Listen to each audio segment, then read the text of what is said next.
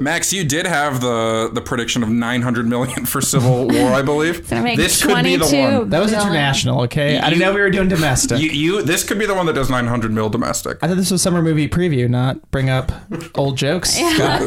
It's a Why don't we bring up Tarzan, preview. huh? There, I got it out the way.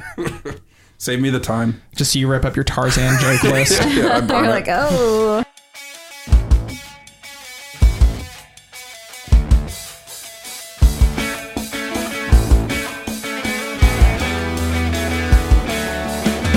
Hello and welcome to the Critical Breakdown, a podcast where we start at the bottom of Rotten Tomatoes, work our way to 100% fresh. I'm Scott. And I'm Max. And today we are here for our summer movie preview. Yeah, annual tradition. Annual tradition. And part of the tradition is, of course, having Kara on to guest. Kara? Me, yeah. Me. Cementing her most featured guest. Yeah. What is this, like number 8 or something? Yeah. I Almost stopped more counting. than me. Yeah. If you do the math. I'm second. Yeah. Max is first. That's true. Good job, Max. That's true. Kara's third for sure. Have I appeared on every episode that's not Ladies night. Yeah. Yeah. I would hope so. Yeah, you have to too, because you do the editing and stuff. I don't always have to, but you gotta. If you had to record, we could do it up. Well, Kara's here to defend her crown. Now, the 2-time reigning summer movie preview tomato meter champion. Mm-hmm. Not a great title. We'll work on it, but Hey, well, us losers have to stick together. that's right. We're ganging up on no. You should start a podcast about... Yeah. But how to be better at predicting tomato meter. Yeah. Well, we're gonna do it again today. We also have our box office numbers from Kara, our inside girl. She's our industry insider, so she's gonna hit us with some box office projections, and Max and I will tell her if she's right or wrong based on nothing. Our gut. Based on our gut. And I got a gut. I got a gut feeling that these 12 movies we're going to talk about are going to be a lot of fun, so I think we should jump right into it. Yeah. Kara, I will give you the mic. You have 30 seconds to talk about whatever you want because you're the defending champion. So here, take your time. About being the champion or No, about whatever the movies? you want. Anything. You can pimp something. You can talk about The clock's a running, so product you guys just use like 10 so seconds. You got of 20 it. seconds To left. talk about anything? Talk about anything. I kind of just want to gloat 14. about Yeah, the gloat. Yeah, you got prior 2 10-ish years. seconds to gloat about the prior 2 years. 5-ish now. I'm going to win again. Oh, Bam. man. Wow, that actually cut deep. Let me ask you a question. What's your secret? Yeah. I don't know. Yeah, I think I know part of the secret. Is it because you've It's been in fine. the trenches? You know a bad movie when you see one. You know a good one when you've seen them. Yeah, and like seeing a lot of trailers. Usually I can tell from a trailer. helps, yeah. And I mean, the summers are usually full of sequels. Mm-hmm. And you can usually pull from prior That's true. franchise entries. A lot of them will follow the same patterns. Yeah, and yeah. blah, blah, blah. Or you can compare a movie to other movies. One thing that's funny is when you said that, I counted how many sequels, remakes, or prequels, or part of a series. We have 11 out of our 12 movies are either sequels, part of a series, prequels, origin stories. And the one that's not is sort of a parody of the spy genre. So Yeah. that's all teased, too. People I mean, that's what figure out summer- that is. Yeah. That is summer, though. Summer's chock full of Your that. tent poles. I mean, the other parts of the year would probably be harder, you know, when you've got more original stuff coming out because you don't really know what to compare it to. For sure. You know, like A Quiet Place. If we had have watched that trailer 6 months ago, we would have been like, oh, that looks Jim decent. from The Office. Yeah. But we wouldn't have been like, 98%, it's going to open to $50 million. Yeah. We would have been like, nope. Yeah, and like Get Out was a total surprise. Mm-hmm. People knew Jordan Peele, the comedian, is attached to it. And then it was probably the biggest surprise hit of the year last year. Mm-hmm. It's got legs. It's got legs for sure. Well, let's get these legs walking through this summer movie lineup. Our first movie is the biggest of them all, Avengers Infinity War. Comes out April 27th. A little stretch of what to call summer, but I feel like Disney makes the rules now. They put it in April. April's summer. Well, it was supposed to come out later. It was going to come out May, was it 4th? Yeah. And then they moved it a week ahead. I actually do wonder why. But My theory is usually the Marvel movies open early in Europe. okay. And we've already talked about this. There are probably going to be some deaths in this movie, and they probably didn't want it to get ruined before it opened here. Sure. Yeah. They've already like posted stuff like once you see it, don't spoil it for people. Aren't they doing the like the critic screenings a lot later than they normally do too? Disney usually does them pretty late anyway, like compared to other studios. Other stuff. Yep. So, and I've also heard that some of the press stuff is only going to be like 30-minute. Wow. Like you're not going to see the whole thing. How can you review a movie if you don't see the...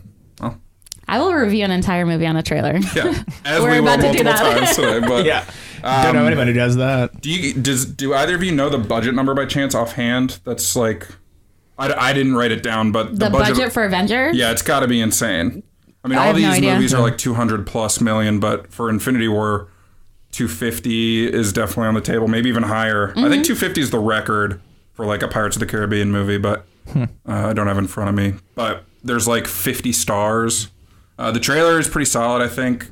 They're keeping things pretty close to the chest. I really liked Civil War, and this is definitely playing right off of Civil War, essentially, because the Avengers are split after the end of that. And I heard something today on the news. I forgot what it was, but it was about the pre-sale for this, that it's like more than all the other ones combined or something like that. Yeah, like Black Panther broke a bunch of pre-sale records, and then I think when Infinity War went on pre-sale, it broke all of Black Panther's records. Yeah. I know the Infinity War trailer and the teaser before that broke YouTube's like 1 hour views, 12-hour views, everything. So it almost feels weird that the hype could get any bigger for a Marvel movie because like Black Panther was everywhere. Yeah. But somehow it's happening with Infinity War. And I mean, I don't think, at the beginning of the year, they thought Black Panther would carry all the way into it. That's like, true. Yeah. Black Panther is still in theaters. And it's in the top 10 every week. Yeah, just past Titanic for domestic gross. Say, isn't it like now the second domestic gross one with third. Inflation or something? Or? Yeah, behind Avatar and Force Awakens for and domestic. That's without inflation? Mm-hmm. Okay, yeah. But either way, I mean, it's a well-deserved success, I think. Yeah, for sure. It was an awesome movie, but Infinity War now can build off that. I know the second trailer that came out had a lot more Black Panther characters in it, and I wonder if that's a direct response to how well Black Panther, you got to think it is. Probably. And I think Wakanda is a big part of Infinity War from what I can tell from the trailer. I know nothing about what's going to happen, but it looks really good. The one thing that I think is interesting... Ant-Man and Hawkeye, Jeremy Renner and Paul Rudd are both in the cast list, but they're nowhere in the trailers, either of them. And they're not written on the poster, neither of their names, so I don't know. With Ant-Man, I can get that because Ant-Man and the Wasp, which we'll talk about a little later, comes out later this summer. Maybe he's doing his own thing. I don't know what's going to happen, but Jeremy Renner, I know, is not in the upcoming Mission Impossible movie because he wanted to focus on the Avengers movies, and then he's not in any of the trailers, which is kind of funny. So, Carrie, you said you have some death predictions. The stakes are pretty high here, so I think we're all expecting some deaths with Infinity War. What do you... Oh, yeah. I mean, definitely Captain America and or Iron Man will die. Yeah. One or both of them. They're making it clear that they're moving into phase 2 after the first 10 years. I guess technically it's like phase 4. Yeah, this is but phase I mean, 3, they did like a first 10 phase years. B, kind of. Yeah. Yeah. And, Tier 2. I think Tony's it'd be interesting older. That Chris Evans has made it clear he's not making more movies as Captain. I think it'd be interesting if they kept Tony Stark alive. Like that'd be an interesting character thing because he's been like the tortured one in all these movies for his own wrong decisions causing massive destruction. But I don't think they can afford to do that. So, do you think they'll die in this one or in the next year's Avengers, which isn't technically Infinity War Part 2, but they said the two are very much so linked in story. When you say next year's? Next year's Avengers coming out next year? I believe it's a 2019 summer release, I didn't even know that. Because they filmed them back to back. Because originally they were Infinity War Part 1 and Infinity War Part 2. Yeah. And then they changed the titles, but they're very much linked. So I wonder if there'll be a cliffhanger or if most of the things will get built up in this one, and then the second movie is going to have all of the consequence of those. Honestly, I mean, I don't even know. Yeah. I mean, that's kind of the cool thing. We really don't know. They've done a good job with the spoilers. Yeah, with the trailer, because you get a vibe of it, and the basic story is Thanos is beating people up. That's all you need to know. They set the scale, and that's what they need to do. Vision, I mean, he's a goner, right? He's made of an Infinity Stone. I think in the comics, they managed to replace his Infinity Stone. I'm sure they'll do that. Yeah. It almost feels too obvious for him to die. Like they'll keep him alive because it's so... They even show in the trailer like his skull getting ripped apart or whatever. So I mean, but he seems like he needs to die. Those lower tier characters will be the ones who if these big guys do die, they got to carry something, you know? So they get their spotlight then. I can see Black Widow. I can see basically everyone from the first run of Avengers. Yeah. Except maybe the Hulk, because I think Bruce Banner has more. I think Mark Ruffalo has more movies in his contract. Yeah, I mean, right now, because to carry the torch, you've got Guardians. I don't think they would. Yeah. Oh, yeah. Maybe one of the Guardians. Black Panther. A lesser Guardian. I don't feel like... Nebula, is that the one that was introduced in the second one? Nebula? No, she's the sister, the bald one. Oh. Who's the... the little... The antenna girl. Yeah. Mantis. Yeah. Maybe they'll kill her. Yeah, I mean, we've got Wasp already, so do we need... I feel that's funny. I feel like Thor's pretty safe. Thor feels safe, yeah. I don't know. They've taken a lot from him already. His dad's dead, his eyes gone. Yeah, we've got like Spider-Man too, so I mean... He changed. Mjolnir's not there anymore. Thor changed already, so like killing him to me doesn't feel... Yeah, it doesn't feel like enough. Although I did hear he apparently had issues. I think they resolved them, but they were trying to revert his character to like a pre-Ragnarok state. And he was like, I don't like that. I don't know if they ever resolved it. Yeah. Chris Hemsworth was like, I like... Me and we brought him somewhere like on purpose. We worked together to do it. Like, sure. I don't want to change that. What about Loki? Do you think they would Loki? I feel like could die. Yeah, because he's like a fan favorite that I feel like people would be upset about, but he's not a core. Not his part of the story is done. Everything he's in there now is basically until Infinity War is done.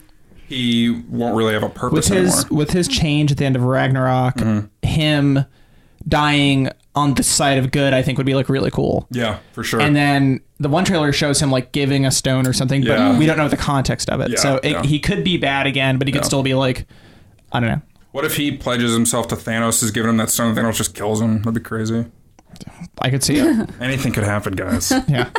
I don't know though. I mean, in Civil War, we predicted some deaths, and then they kind of weaseled out at the end with the consequence of that movie. Like, at the end, nothing happened. Yeah. There's a schism of the Avengers, but then Cap sends a letter to Tony. He's like, "We're all good. Have a great summer." But what'd you do on your summer vacation? It's funny you say that because I think that's one of the things that bothered me with that one. It's the weakest part of the movie for sure. Because the fight is like really dramatic at the end, but then there's no consequence from it. So and like even Rhodey, who gets paralyzed, literally immediately he's walking with. Yeah, he just needs a robot suit and then he's fine. With robot legs. So. But Bucky seems safe because I feel like there's more to do with that character, but it'll be interesting. I definitely think Cap or Iron Man or both. That's my main prediction. Yeah. But we'll see. So, Kara, you have our box office projections. Max and I are going to tell you if you're too high or too low. We're going to give you an over or under prediction. So, what is the opening weekend projection for my projection is 210. That feels really high. Million for the opening weekend. Yeah. If anything's gonna top that high, it's gonna be this for sure. I think this is the next wave of what the first Avengers movie did, which was like bring all the Avengers together.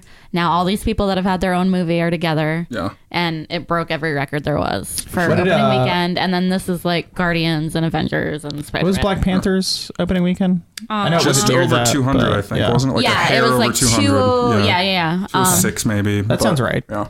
And. You know what?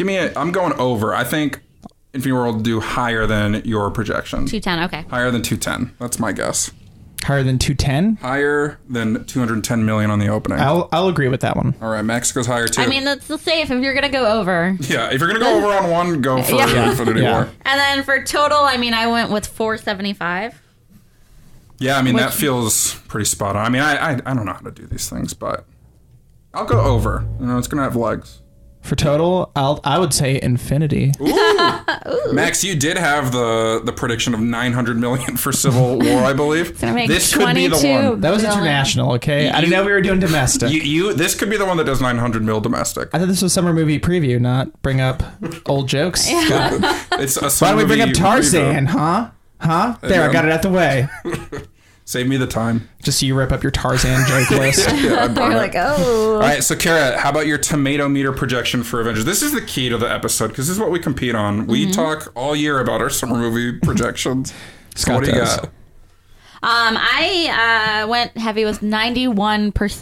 Well, that is a heavy 91. I feel confident. I mean, Civil War did really well. I mean, I don't see anything. I think there's so much in this movie and writing on this movie. I think the only thing they have to worry about is kind of juggling all the characters they have. And as long as they can kind of wrinkle that, they are not going to let this be like a bomb. For sure. Critically. And that's what people said about like the first Avengers, and now it feels like childish to think that because there's 70 characters in this one. So I went with 86%. Maybe they will struggle a bit with it. Maybe some of these critics are tired of Marvel. They're gonna be like, you know what, rotten. So I went 86%. A little. Maybe they're gonna cry when Tony Stark dies, and I'll cry. They will. Well, you know, not that the 80s are that bad. Yeah, and they'll thrash it with an 86. Max, what do you got? Scott went really low and Kara went really high. And I want to kind of temper the scores you guys just laid out, so I went with 88. Cool middle.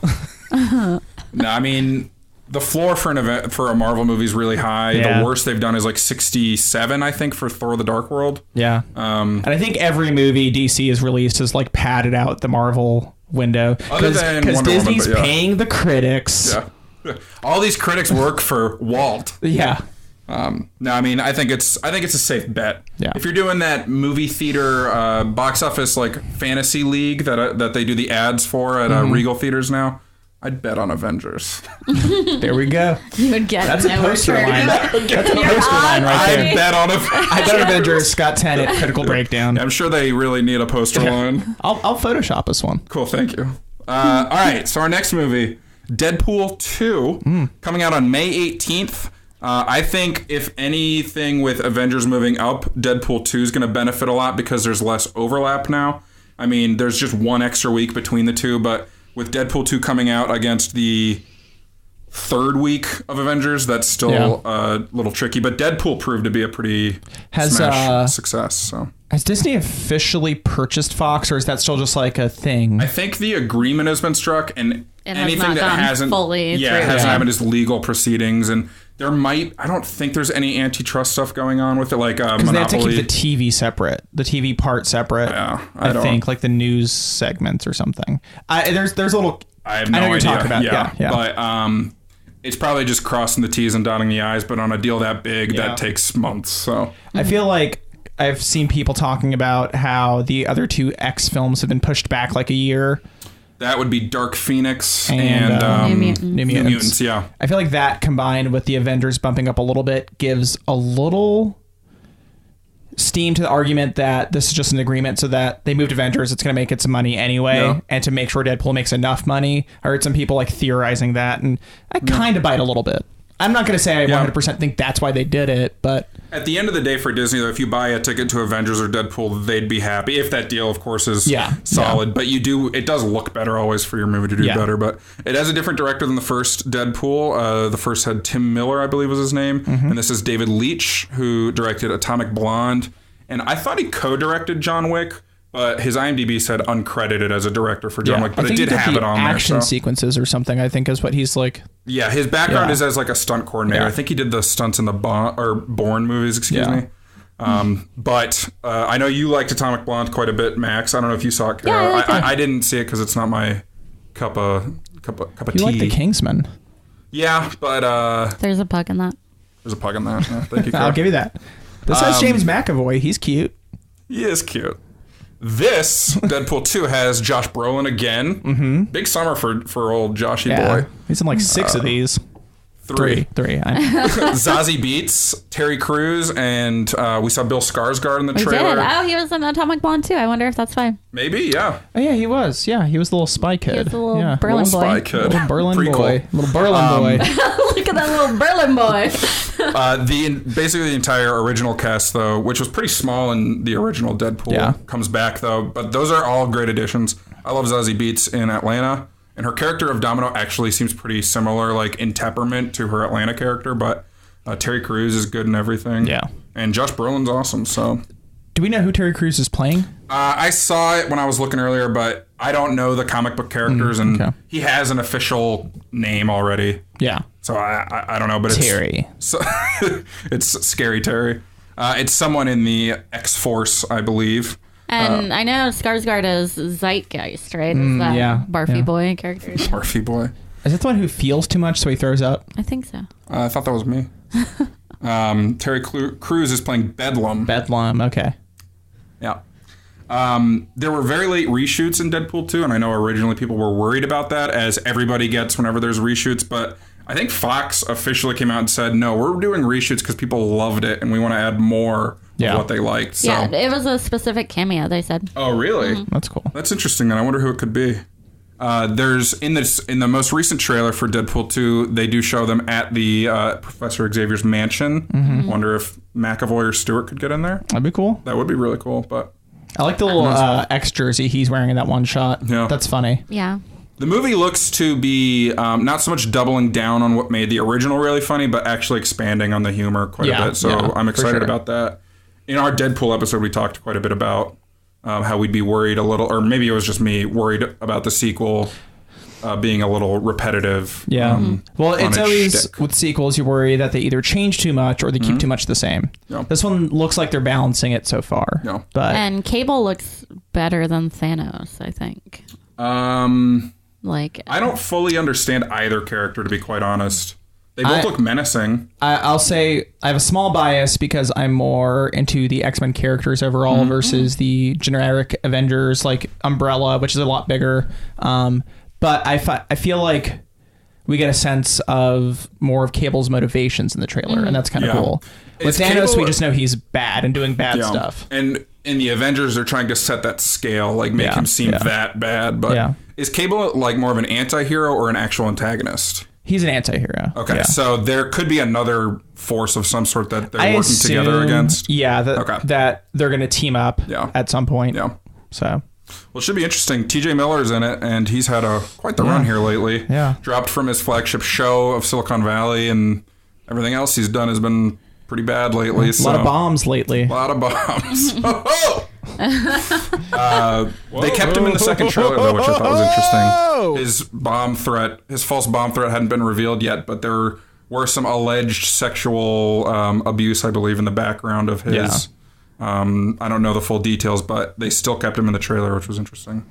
Yeah. I wonder if his character's just like that popular. Weasel, is that his name? Is he? Nobody quotes Weasel. I don't even know if that's his name, but I get it makes sense. It makes sense. Yeah. Kara, what's your box office prediction? What's our opening weekend for Deadpool 2? I'm saying 130 opening weekend. 130? Which might seem kind of low compared to Avengers, but you have to remember this is rated R. That's going to cut down your audience. Mm-hmm. That is not too much higher than the original one, which broke the records for rated R. Yeah. So you are comparing to kind of a different audience, market, etc. I'm going to say it's going to open lower. Lower. He's being dangerous. Mm-hmm. I like a little danger. I'll go higher, not much higher. I don't be saying I'm putting double, but don't go with 900. Your options are lower, higher, or double. And what do you think its total domestic run will be? I'm gonna say 350. That feels fair. Which is solid. You got to think the first Deadpool opened in February. Nothing kind of backed up. Runway. So nothing really kind of came on the back end of it. Whereas it's going to be kind of running into the summer. And the summer this year is very front loaded. Mm-hmm. Like most of the good movies come out in May and June. We're doing one movie in August, and it's easily the least interesting one we're going to talk about if we're just being honest. But so being in that front half, debatable. That's true. But being in the front half of the summer is going to make it a little tough. Max, what's your tomato meter projection for Deadpool 2? I believe the first Deadpool is at 83%. Yeah. Yep. I'm excited for this one, but at the same time, I'm worried about sequel. Sequelitis. It's you got a director change. It's a director who I do like some stuff, that he's had his hands on, but I'm still not 100% that it's going to be like the same exact experience. Yeah. So I lowered a little bit from that, and I went with about a 68. 68. Still high, but just like for Deadpool. Like I think the passion's still there from the team. So I feel like Ryan Reynolds clearly still has that. I think you don't complain about a 68 if you're a Deadpool fan. Yeah. Exactly. But you'd like a little better, maybe. I went 80%. I feel like it's doing very similar things to the first one, and it's going to find that niche again. I still feel like the meta humor and stuff is fresh enough. They've done a little different stuff with the marketing this year than they did on the last one, and I think that'll keep it fresh. Yeah. And people will be really excited for it, and they don't have to prove that they're viable, basically. Yeah, it is viable. It's viable. Yeah. Kara, do you think it's viable? Yeah. I went 85%. I went higher than the first.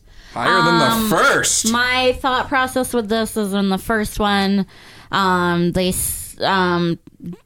probably still had to kind of battle with the studio for a lot of the stuff they did. Now that they made all this money on the first one, they probably have a lot more creative freedom to kind of... That's fair. Hit the gas. Yeah, they can gas it up. I'm excited about that. I think one other thing that'll make it better is the villain in the first one is kind of a non-entity. He has no interesting character. We don't know if Cable is our villain in this, but he's at least a more interesting force in the movie alongside him. He's an antagonist in some point. Oh, he's an antagonist for sure. And it's got the kid from Hunt for the Wilder People. Yeah, that kid's good. I forget the name of the actor. I say as we were on his IMDb page. Julian Dennison. There we go. He's flipping people off. He's playing the same character, except this one can spew fire. What if this is a sequel to that? Hell yeah, man. Let's get Taika Waititi in here. Let's. All right. We're going a week into the future. May 25th for Solo, a Star Wars story. A very embattled release, you know. We had Phil Lord and Christopher Miller removed right before the finish line. I think the number I read said that the movie was like 90% filmed when they were removed, and then they brought in Ron Howard to finish it out. Yeah. Two directors, or I guess three directors, but they're not very similar. Ron Howard and Lord and Miller. But I think Ron Howard is kind of a Lucasfilm's favorite. He was considered for a Phantom Menace, and he turned it down. He said he said it was like too enormous a challenge for him. But here he is. He signed up for this one. The reason they removed Phil Lord and Christopher Miller, allegedly, is they were trying to inject too much comedic improvisation into the script that Lawrence Kasdan wrote. That sounds about right. Yeah. So what do you guys think of Solo? We have 2 trailers now. The first one had more of a mixed reception, and I think the second one's getting more positive buzz. What do you guys think of it so far? I'm mixed on this one myself because I've never really been a fan of this idea. Yeah. And the first trailer, I thought the action looked pretty cool, but didn't really. It just looked cool. It didn't sell me on anything. Like visually. Yeah. And then with this one, it's like I think his performance is better, but I'm still not really excited about the movie. I'm still not sold on him as Han Solo. That's the problem. I think he's, like I said, a better performer. Yeah. But it's not like I'm like, that's Han Solo. Yeah. Like Don Glover isn't really channeling the Billy D. Williams, I don't think, but he's Billy D. Williams' Lando wasn't as iconic a character as Han. Yeah. We have such an image of what Han Solo is that it's tough to see anyone else in it. Han Solo is a complete character arc, so it's weird to jump back in there. Yeah. To add a first chapter. What do you think, Carrie? Do you think it looks interesting? Potential? I agree with you. Like, I am not sold on him yet. For sure. I think it's been interesting, too, the way they've done the marketing and stuff. Like, it was very late to get a trailer for this movie. The first trailer came out in, February, maybe March? And the movie comes out in May, and it's Disney, and it's Star Wars. They usually don't need to wait on these things. The Force Awakens trailer came out a year before the movie. Yeah, and with all of that, I don't get the Star Wars butterfly feelings, watching stuff in the theater. Yeah. And then you see commercials for get your Solo stuff at Denny's, and I'm like, oh, and they lost that Primo McDonald's toy. This is how we're feeling about it. Clearly, they only have Denny's toy money. Yeah. And unfortunately for me, the Denny's a block away from my house just closed. Oh no! So, I mean, maybe it was Solo. Maybe it's a bad sign. They made a big investment in Solo. We put all our money in Solo.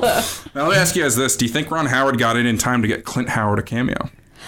I hope so. I hope so. I mean, even just a voice, probably. He is on the cast list. He could have. Oh, good. That was a loaded question. That was a Clint. It was the typical Scott loaded Clint Howard. I don't ask about Clint Howard unless I know. They should replace. In Rogue One, they had the cameo. The he doesn't like you guy. They should use Clint Howard as that guy. I don't remember that guy in Rogue One. He's the one who gets his arm chopped off in the original Star Wars movie. They have a tiny 1-second cameo in Rogue. Yeah, in Rogue One. I'm trying to remember which one it is. Yeah, because that's a prequel. So boom. My Rogue One knowledge isn't quite. I've only watched it the once. So, but either way, Clint Howard needs to get in there, and it needs to be a physical presence. He looks alien enough that he could be on one of these planets, right? Yeah. Yeah, for sure. He's also human, and so he could be there too. But yeah, but I get what you're saying. He can fit in anywhere. Like, he can just be there. He can be a Wookiee. Imagine him with no makeup or anything, just he's like playing, on Kashyyyk. Chewbacca's son, Lumparump. Well, Is Lumparump a real character? Lumpy, yeah. Lumpy. Oh, that's from the Christmas special, right? Yeah. So Holiday special. Excuse me. They don't mean to offend Christmas. anyone. Life Day. They celebrate Life Day. Right on. Do you guys have any more thoughts on Solo? None. It'd be nice if Emilia Clarke plays someone who's not Khaleesi. Has she been in a good movie? No. Yeah, that's what I thought. I didn't want to say it. Yeah. I mean, I want her. Another loaded Scott question. That was a quick no, Kara. Another loaded Scott question. Has she been in a good movie? What was the one? Me Before You? Me Before You, Terminator. That got like okay reviews, didn't it? Me Before You? I don't know. I was asking you. That wasn't a loaded question. Yeah, she was in the a Terminator movie that was even worse than the Christian Bale one. Genesis, where they don't spell it right. She got close, 56%. Jennifer Love Hewitt would love a 56%er. She really would. She needs one. And that wasn't fair of me. Oof. Yeah, Genesis isn't doing it either. I think Terminator Salvation was more of a 56er. Oh, I forgot it was called Genesis. Genocize. Yeah. Genesis, CIS is how we did the next one. All the Terminators were trans. Cutting this part out. All right, so Kara, box office projection. Where's Solo going to open? Is it going to open at number 1, Solo? Number 1 for the weekend? I mean, for that weekend, it opens alone, so yes. You still got Deadpool 2. It opens on what? Week 2. Yeah. It opens Solo. Boom! But it's a Star Wars movie. Like, that's the thing. I will still watch it, so I went 140. 140. So that's above Deadpool 2. You know what? I'm going low. I'm going down. Under. How did Rogue One do? Good. Come on. Let me go through the yellow Rolodex. You said you did research. Scott's the research person. Wow. Well, thanks, Kara. Well, you're the champion here. And you said 140? Yeah, baby. I'm going to go lower, too. Ooh. I got no faith. No faith. That's not no faith in you, Kara. That's no faith in the Solo story. Yeah. Oh, I know. Yeah. All right. Total 300. That feels about spot on, I'd say. Because I feel that's a less of a run than Deadpool's projection, right? Mm-hmm. Yeah, that's going to happen. There's other movies coming up here that people are going to want to see. Mm-hmm. The kids aren't going to see Solo week 4 when Incredibles 2 is see, that's the weird thing with it, because, like... It looks dark from the trailer. Since it's an original series, like original trilogy character, you'd think it'd be for us. Mm-hmm. It's not like for the kids. Like the newer ones definitely have an appeal to kids. Yeah. But it doesn't look like either. Like it doesn't sway towards kids or adults. Like in the ones that are swayed towards kids, you see droids and stuff that you're like, oh, that's a toy. That's a toy. That was made for a toy. And even like with Rogue One, they had good toy marketing. Mm-hmm. There's a Death Star in Rogue One too. Everyone knows what a Death Star is. It's no moon. Yeah. They had great Lego sets, a lot of Lego sets and shit. And this one, I think I've seen a Lego set, but... Not a lot of Lego potential in this one, for sure. Like, yeah, I mean, that's the gauge. That's the Star Wars gauge is the Lego potential. Before we move on, let's go hypothetical land. Let's say Phil Lord and Christopher Miller are able to finish it out. The trailer's a lot more comedic, lighthearted. Would you guys be more interested, do you think? I think For me, I'd be like, I'll probably enjoy it, but I'm not really interested. I'd be more interested just because I like them. Like 21 and 22 Jump Street are great. Lego Movie's great. So if there was a trailer that had their feel... I feel like I'd be more on board. I'm more interested in the movie that will come out one day about them getting fired. For sure. That'll be interesting. Yeah, like if HBO does like a... HBO does like an anti-Disney doc. Oh, love it. All right. Well, let's leave the Disney train and head we didn't do our percentages. Oh, the main reason we're here. I mean, God. I'm so done with Solo that I'm gone. Now, I predicted a 68%. When you look at even the scores for like... Phantom Menace and Revenge of the Sith, they're like in the 50s, 60s, 70s. They're not that harsh on them, yeah. Yeah, the floor is not Phantom that low. was high until they re-released it in 3D, right? I'm pretty sure it had a higher score until it got re-released, too. Like, Attack of the Clones got pretty widely panned, deservedly so. Yeah. But I feel like they're not too tough on Star Wars, so I went 68%. Hopefully it's good. I want it to be good. I'm very negative on it, but I want it to be good. Yeah, I went 79. 79. Hopeful 79. Yeah. And Max? I cut loose from the pack and went with a 61. Loose from the pack. But we're all still going freshies. Yeah. I went as close as I could. Could have gone 60. I went so low on that tomato meter. All 9 of our projections so far have been fresh. Will that change with summer. Ocean's 8?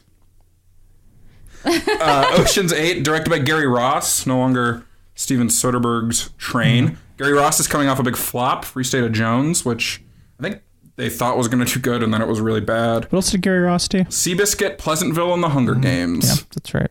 I did do my research. I actually really like the cast for Ocean's 8. Awkwafina is the only confusing thing to me because I don't understand anything about her. Yeah. But Rihanna was really good in Bates Motel season 5. She was literally the most interesting character in Valerian. Yeah, she was in Valerian too. Yeah, I mean, her movie track record, not great. Battleship and Valerian, right? But she's a hacker in this, and like a 90s hacker in this. And it's hacker. not the 90s. Yeah.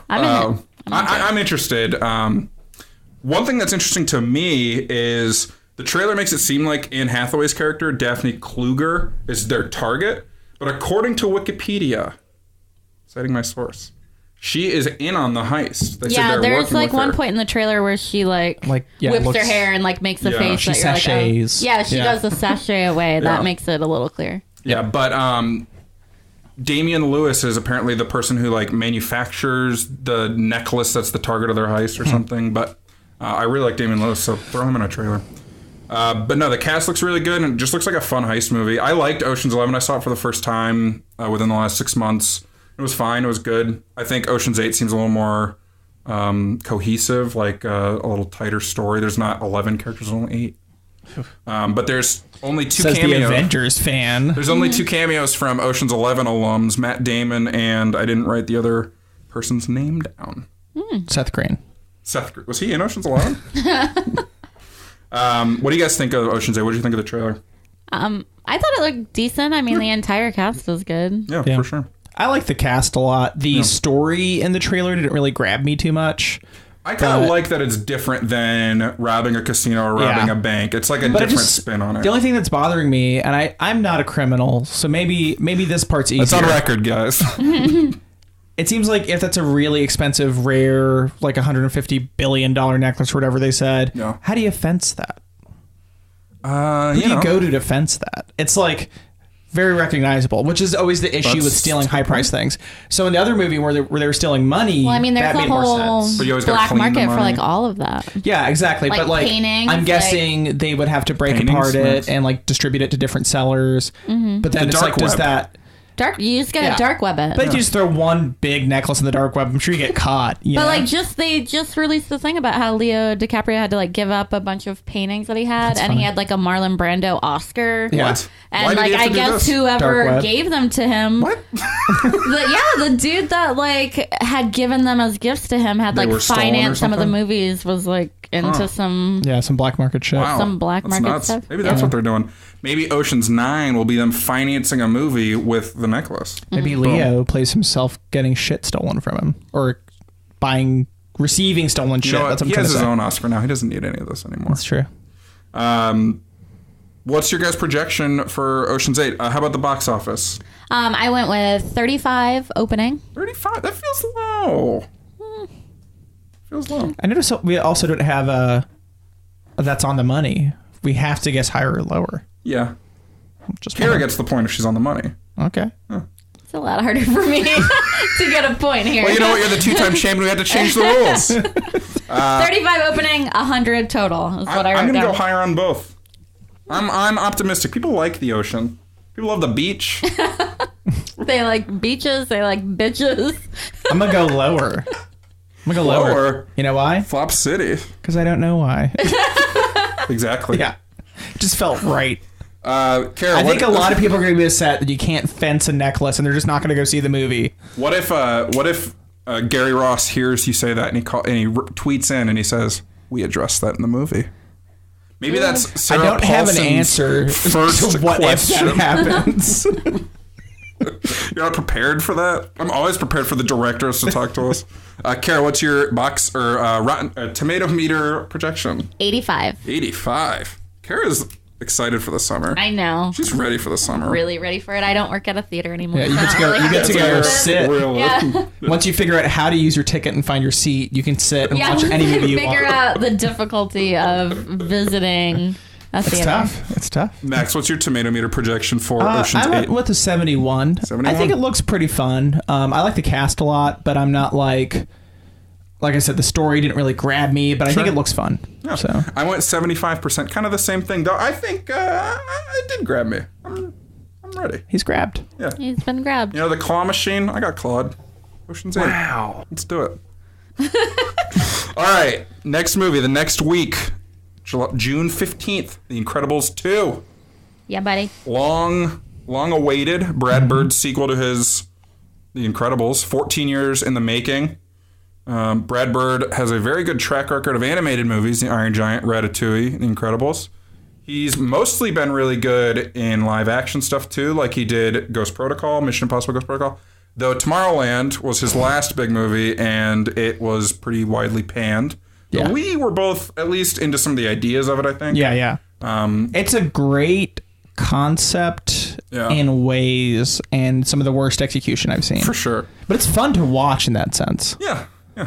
And I think The Incredibles 2 has basically the entire voice cast from the original coming back. Same director, same writing, same producing, same music. They really nailed The Incredibles. It's a lot of people's favorite Pixar movie. I know, Max, I believe it's in your top 5 Pixar movies. Probably. I thought you were going to jump on when I led, but you didn't, so I don't know if it's your favorite. I haven't seen the original one in so long. Oh, okay. That after seeing Tomorrowland, I want to go back and revisit it, but I haven't. But try to by June 15th. From instant reaction, I enjoyed it. Yep. It's the best Fantastic Four movie you could make. So I'm really interested in if they do any commentary on tropes from superhero movies. In 2004, we'd had a couple X-Men and a Spider-Man.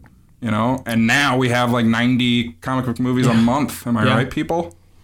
18 out of 19 Pixar feature releases have been fresh, and 17 of those 18 have been certified fresh, which is the extra tier where a certain number of the top critics rate it at a certain level. You get a jacket. Yeah. You get a jacket, yeah. So Brad Bird's already got a jacket, and he wears it in the chair. But Cars 2 and 3 are the only duds amongst them. But even The Good Dinosaur... Never had any interest in seeing it, but it's still got a 79%, and most people say it's one of the worst Pixar movies, so they don't really do anything wrong. But a bad Pixar movie is still probably better than your average kids film. That's very true. Yeah. I like the new additions to the voice cast too. Bob Odenkirk. He's actually the one I remember by name, but there's more. And I'm sure they're good. Yeah. If it's anything else like the rest of The Incredibles, it'll be good. Do you guys have any more thoughts on The Incredibles? It's kind of a tough one to talk about because it looks good, and it probably will be good. I like what they did with the trailer because instead of focusing on the superhero stuff, they focused on the dad stuff. And I think that was a good choice. And Brad Bird has said in talking about what they're doing with The Incredibles 2 that it's not a superhero movie first, it's a family movie first that happens in a superhero world. Yeah. So, I think that's a good approach. For sure. Kara, what's your box office projections for the big Pixar? I went 85 opening and 255 total. Okay. I'm going to go higher. I'm going to go higher too. Because I don't know when Hotel Transylvania 3 comes out, but... a month later. Okay, so that's a month before a kid's even going to think of another cartoon. Yeah. So I think... I think if you're one of those parents who are Infinity War might be a bit too spooky for you. Yeah. Let's see this instead. It's superheroes. You'll like it. Yeah. Some parents are going to be like that. Yeah. Kid wants to go see Avengers. You're like, no, sweetie. In 2 months, we'll go see The Incredibles 2. Yeah. So, no, I think it's a very safe bet. Yeah. My tomato meter projection reflects it as well. 94%. 95%. Oh, 95. Ooh, guys. Look at us. It is my highest on my list. I am the most confident about. Yeah. It's also my highest. Not to insult any of us, but it's a safe bet. Yeah. No, I mean, it very much is. I want the record to reflect also that we are all still fresh for all of our movie projections. What if this might make me sound really dumb on this show, but where's 60% is the 60% is fresh, and then it's a certain amount of reviews, I think, for certified fresh. Yeah. It's like above 75% with over X number of views. I don't know the criteria, but yeah. When you win 3 in a row, we're going to make you guess if it's going to be certified fresh. We'll keep adding rules until one of us wins. You'll have to do it with no research. We're not going to tell any of the movies. We're going to guess this summer. You guess the following summer. You guess the releases for 2028. Ocean's 17. All right, our next movie, another long-awaited sequel, Jurassic World Fallen Kingdom, comes out June 22nd, week after The Incredibles 2. Actually, there's going to be a lot of overlap in those audiences. Kids want to see heroes, kids want to see dinos. But that looks like a spooky one, too. Yeah, they brought in J.A. Bayona, I believe. I'm not pronouncing it right, I'm sure, but... I think that's about right. Cool. Well, his first name is just letters, so that helps. Yeah. It's Bayona. Bayona. He's directing, and Colin Trevorrow, who directed the first one, is moving just to the writing role. Yeah. I was very curious with that because I thought he had been booked to direct the second one and that they removed him. But reading the history, he was never going to direct it. He just wrote it. But they've already announced Jurassic World 3 and he's directing. He needs work, man. Book of Henry was a pretty big... I really want to watch it because of all the reviews I read. He got drop kicked out of Star Wars. So. Oh, yeah, because he was going to do episode 9. Yeah. And they gave him Das Boot. But if you read on the Wikipedia or any articles, all the stuff talking about the direction of the series and what they're doing with the trilogy is all from Trevorrow. So he seems to be like, there's not a showrunner for movies, but the main executive producer, maybe. Well, even versus Spielberg, I don't think he's all that involved these days. Since Jurassic World made like a shit ton of money, they probably still are like, yeah, you made a bad movie, but we still got faith in you on this. Sure. Yeah. So... But Bayona does darker movies. He did A Monster Calls, which was a pretty big financial flop of 2016, I believe it came out December 2016. Good reviews, right? It got great reviews. I loved it. He did The Orphanage, which I like a lot. Yep. Yeah. And he also did, what was the one with Ewan McGregor and Tom Holland? The Impossible or something? Yeah, The Impossible. Yeah, so he's got well-reviewed movies in his backlog, and the trailers definitely reflect a darker tone with him. What's interesting is a lot of these sequels, especially the ones we've talked about, add a lot of big actors, but Jurassic World Fallen Kingdom's not really adding any really big names. James Cromwell and Toby Jones are the biggest new entries. They're both playing dinosaurs. They might be. They're not in the trailers, I don't think. But Jeff Goldblum has a cameo again. Yeah. My favorite little fun fact about that is Jeff Goldblum described his cameo role as, I'll be a sprig of parsley or a little garnish, hopefully with some impact. And it doesn't sound right when I say it because it's Jeff Goldblum. Are you coming around on Goldblum a little bit with that? No. Do you not like him? I do not like Jeff Goldblum. I inherited it from my father who hates Jeff Goldblum. Family as a whole. Yeah, I think what Goldblum is saying is he's probably just in that little court scene and that's it. That's definitely it. Yeah. But I just think the way he described it as a sprig of parsley is really good. Mm-hmm. But even Bayona said it's just a cameo, but it's an important scene. So. That's cool. I'm mixed on the trailer. I don't know. I didn't love Jurassic World either, and I don't like Jurassic Park, so I'm not the one to talk about it, but I didn't love the show. What did you guys think? What did you dino heads think? I would go back and forth with Jurassic World because so much of it in a meta sense, I like that it is kind of making commentary on it's dumb to make things bigger and more like bombastic in a film that literally does that. So I kind of like that aspect of it, but at the same time, I'm like, is that intentional or is that just like they kind of dumb locked themselves into that thing, that kind of theme there? So I like the cast in it, and I thought the effects were great, and it was fun to watch, but it wasn't like how Jurassic Park I watched like as a kid. It wasn't the same like spectacle. And even now as an adult, I revisit it every couple of years and just like snack in on some Jurassic Park. But I actually do enjoy this trailer. I thought I like that it's all just like one scene basically, and that it is kind of like thrilling. The first time I saw it, I was like, oh, that's pretty cool. Yeah. And the music's good. The music's really good in the trailer. Oh yeah, I think it's Michael Giacomo, I believe. Yeah. I didn't say because I know how to pronounce it. I don't think I said it right, but we'll roll with it. That sounds right. Kara, what did you think of the trailer? I mean, I didn't love it. I kind of felt like there wasn't really anything new. I mean, I get that they're going to save the dinosaurs, but like their biggest kind of action pitch was involving the ball that they've already used in the first one pretty heavily. So why would you build a theme park on an island with an active volcano? Just in case it gets full of crazy dinosaurs, you want to burn them down. That's true. Just in case. That's called your ultimate escape plan. I also don't really care about like the blue relationship with. I already forgot about Andy Dwyer's character's name. Chris Pratt's character's name. Andrew Dwyer from Parks and Rec. Yeah. But I don't care about that relationship, and it was in the trailer. But I wonder if that's going to be a key part of it. I didn't care about it in Jurassic World either, though. So, Kara, what is your opening weekend projection? I believe Jurassic World is like one of the top opening weekends of all time for a non-Marvel movie. It broke 200. Broke 200. I went 175 opening and 450 total. Those are big numbers. I think the first one was kind of just like a perfect storm. Like there was a lot of hype. People, it just hit at the right time, and I don't know if they're gonna recreate that kind of buzz. Is the hype there again? That's kind of my question. I don't know. Because it was like, I mean, that was a really wide reach on the other one. I mean, like everyone was going to see it. Oh yeah, that theater was packed out when I saw it. I remember that. And there was just like a kind of fun buzz with it. So I don't know if they'll be able to catch that again. Yeah, I feel like they won't. I'll go higher. Not much. I think you're pretty much spot on that 175 opening. Because I mean, it is still a safe money. Like even like Lost World, which was critically panned, if I remember correctly, it still made a ton of money. So it's not like it's not going to make money. Yeah, it'll make money. No. It'll make money. Max, what's your tomato meter projection for Jurassic World Fallen Kingdom? Well, I went with an 80%. 80? I don't know if you guys think that's high, but I went back and checked like all of Bayonna's movies, and I think every single one has been like 80 or 81%. Yeah. So I was like, we'll just ride with that. Yeah. He's the thing that has me thinking it's going to be good. I did predict a 55%, though.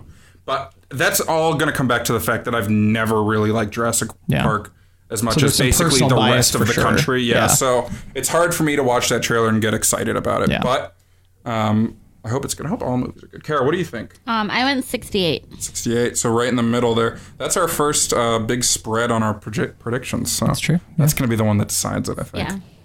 Kara's probably going to be right. So that broke the rotten levee. So let's see if the rotten floods the trash forward. Keep working on that one. I'll keep working. For Summer Movie Preview 4, I'm going to have something like that, and I'm going to nail it. The rotten levee. Our next movie coming out June 29th. These are week after week with these releases. Sicario, Day of the Soldado. The sequel to Denis Villeneuve's Sicario, without Denny anymore. Without Emily. No Emily. And no Deakins. No Roger Deakins. Yeah.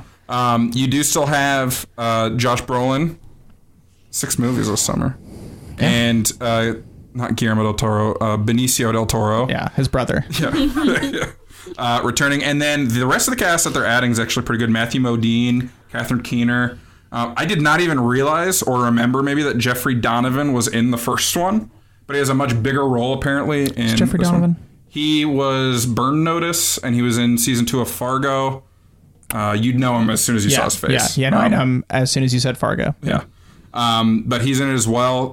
It looks really cool, but I didn't think Sicario needed a sequel. Yeah. So it seems very needless, but it is the original writer, Taylor Sheridan, and he's done some really good stuff. He did Hell or High Water and Wind River. I think he really has the writing chops, and I do actually think the trailer looks interesting. So what did you guys think of the trailer? I mean, the trailer looked good, but I was kind of under the same, like when I heard they were making a sequel, I was like, okay, why? Yeah. Really? Yeah, but what's interesting is I thought it was like a cash grab almost for trying to get in. They announced the sequel days after the first released. So it's been in the works at least for a while. So yeah, they were pretty crazy about Benicio's performance in it. So, I mean, he was great. Yeah. And the first one, I didn't love it as much as some people, but I did think it was really good. But a lot of what I liked was Roger Deakins' cinematography. I was going to say the thing I liked the most was Roger Deakins. I like how thrilling it was, but... the new cinematographer is, what's his name? Do you have it? I didn't write it down. Rucker? From Hootie and the Blowfish? Yeah, for sure. What's his name? Walski, I think? He did The Martian, and he did some of the recent Alien movies. Okay. Those all look good. They all have at least interesting shots. Yeah. So I mean that was my big concern was Deacon's not being there, but then after looking at him, his backlog. Yeah. The director is someone who hasn't actually directed an English language movie before. Stefano Soima, I believe. I'm probably not pronouncing it right, and I mean no offense, but he's Italian. He's Italian, yeah. He has a movie that's like Dirty Pigs or something like that. I can't think of the name of it. Yeah. I'll pull it up real quick. Yeah, so the cinematographer, like you're saying, he did Prometheus and some of these new Alien movies. And for everything wrong with Prometheus, the visuals are top notch. So, and the trailer does look. That's at All Cops Are Bastards. Okay. ACAB. Yeah. So, unknown like Scott said, there, All Cops Are Bastards. Do you guys have any more thoughts on Sicario? I really kind of dug the Benicio del Toro like on the road with the little girl in the trailer. I think that seems like a cool concept. It reminded me of Logan. Yeah. Which I was going to say, I used to joke around a lot that I would love to see somebody like Benicio play Logan because he's more like the ugly Logan from the comics, even though he's not like an ugly guy, but less Hugh Jackman is what I'm saying. So then try out Benicio. Immediately I was like, we need a new Logan. It's like Logan. And then he's fighting Cable. So they're on the same side, actually, aren't they? Eventually. No one's on the same side in Sicario. Kara, what's the box office projection for this? Is it getting a wide release? I actually think so. Think it is probably on the smaller side of wide.